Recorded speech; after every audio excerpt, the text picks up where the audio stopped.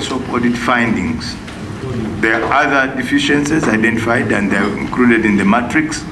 Honorable Chair, I think when we go into the discussions, a lot will be expounded by our technical team on these items contained in the matrix. I seek your guidance. Do I go into the matrix or we? Okay. Just again, additional information, Honorable Chair. I think within the next few minutes, the auditors who came in, we have a team of 4 auditors. One is a French, another is a Zimbabwean, we have a Moroccan, and a Tanzanian. They're already in the country. They're meeting the president, again to get assurance from the president that the law in the country will meet the ICAO standards. Thank you very much, Honorable Minister. Aviation Authority CAP 354, which is called the Act, was enacted in 1991 to regulate civil aviation in Uganda. Further, Uganda being a signatory to the International Convention on Civil Aviation, in 1994, is obliged to, under Article 37 of the Convention, to comply with ICAO international standards and recommended practice, commonly known as SARP, S-A-R-P, contained in the 19 annexes to the Convention. The Convention is a very big document with so many annexes which are updated time and again. The ICAO Universal Safety Audit, I'm on page 2 of that presentation. Actually, page 3 of the presentation. The ICAO Universal Safety Oversight Audit for Uganda, which was done last year in September, as already alluded to, ended. And the audit was intended to monitor Uganda's compliance with ICAO safety-related SARPs, or safety oversight obligations, under the Convention. The ICAO auditors have so far audited critical elements 1 and 2 relating to the primary aviation legislation and regulations made under the primary aviation legislation respectively. The auditors identified gaps in the primary aviation legislation, the Civil Aviation Act, which, if not addressed immediately, affects several audit areas and may expose Uganda to adverse audit findings that could have far-reaching implications for the country, including a finding of significant safety concern. Now, a finding of significant safety concern is in effect a notice to the world that it's not safe to travel to Uganda by air or any registered Ugandan aircraft to operate in their skies. Honorable Chair, this is where he said, this is the question you asked, if the audit ended then and the report was made, why are we now running now? Honorable Chair, and our team, the technical team, had to go through that report. But unfortunately, it came in at a time when we were so busy with the NAM and other meetings which have been here, which most of you are aware. We had to do a lot of engineering and a lot of renovations and repair, and it required all these people to be like hands on the deck to ensure that what was required of the airport to accommodate the delegates was done. So in effect, we lapsed. I agree that we did lapse. We should have immediately gone into it. But as fate would have it, at the heels of this now, we have the Security and Safety Audit team, which arrived in the country on the 29th. Now, this is another audit of safety and security, and it's as critical, if not more actually, than the first one, because you are all aware and you have been asking me, why aren't we flying into London? And the London team, the CAA in London, has insisted on seeing first the ICAO audit, which was done, and this audit, depending on what scores, that will determine on whether we can fly into London and some of the EU countries. So it's as critical as that we have this, and we made the standards to be able to open the skies for our airline to be able to operate in London. And this one actually, even after this audit, we expect the UK team to come themselves, to satisfy themselves that we meet the standards as by ICAO standards. And I hope, honorable members, you understand, the aviation industry is very, very sensitive to safety and security. Very, extremely sensitive. So that's why everything must be done according to, as demanded by ICAO. And legal and the legislation, the law, which governs the operation in the country are very critical. And that's where they, many times, we have not been scoring well. I'll go gaps provision in the Act allowing the Director General to delegate certain functions to an inspector, including carrying out surveillance activities such as periodic and random inspections, audits and testing. B, lack of provision in the Act allowing civil aviation inspectors to have unrestricted and unlimited access to aircraft, aviation facilities as applicable during the performance of their functions and duties. Lack of provision in the Act allowing inspectors to have unrestricted and unlimited access to any manuals, certificates, approvals, authorizations, and permits, procedures, technical guidance, materials, personal files, and personal license of regulated agents or premises of holders of aviation services licenses. There is no provision in the Act dealing with the standard of not apportioning blame in the event of an accident or incident.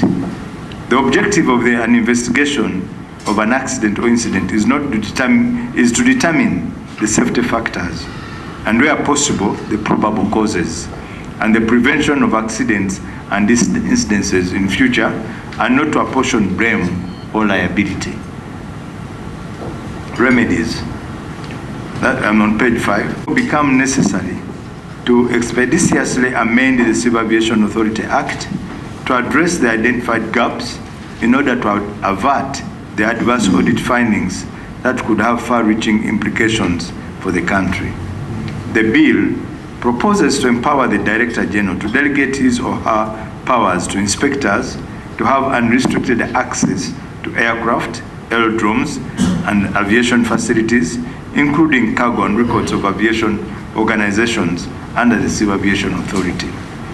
The bill also proposes to enable the Uganda Civil Aviation Authority to recognize agreements of third-party states who are signatories to Article 83bis of Chicago Convention relating to transfer of functions and duties.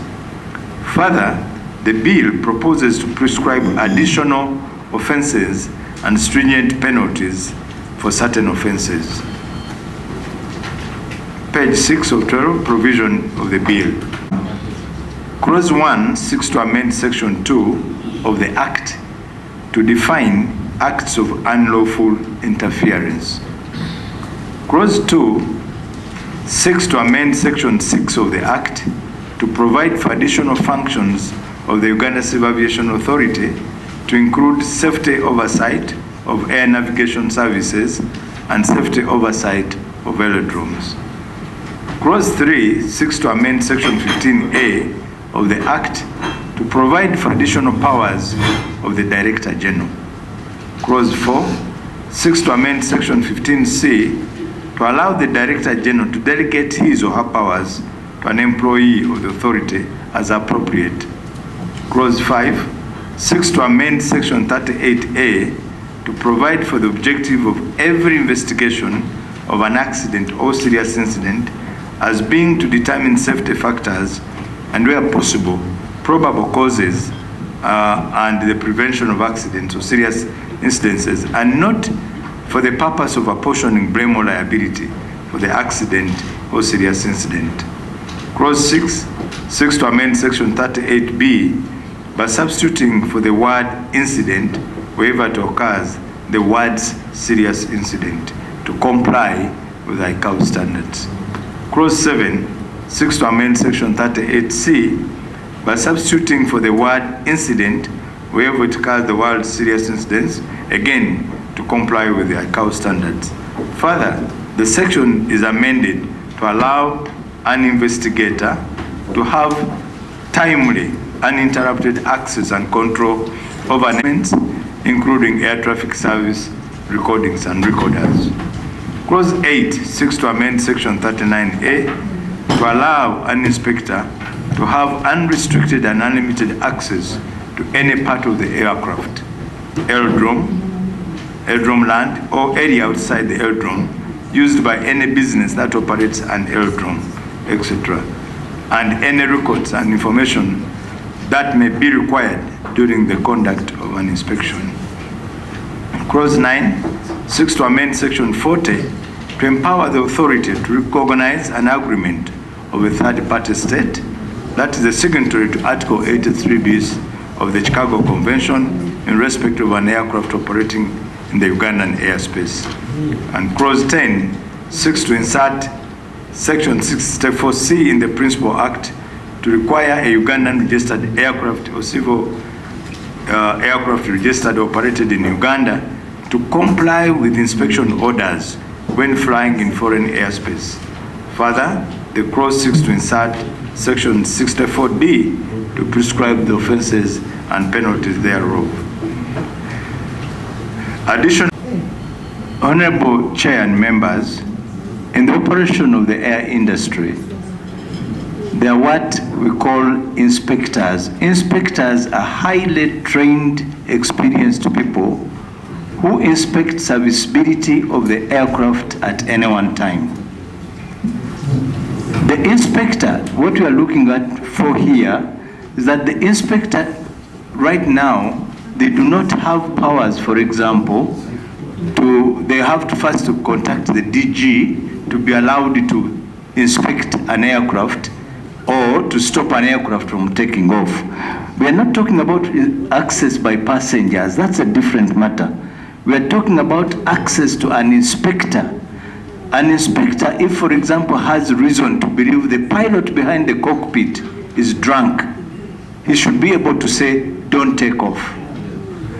If the inspector is not satisfied with the manuals of an aircraft at any one time, he should be able to say, these manuals are not meeting standards. Until you meet the standards, your aircraft will not take off from Entebbe. Because if that aircraft takes off from Entebbe and anything happens because the inspector, there was an oversight by the inspector on the condition of the pilot and the manuals so required, Entebbe or Civil Aviation Authority will have let down the aviation industry, and we could be slapped with a fine.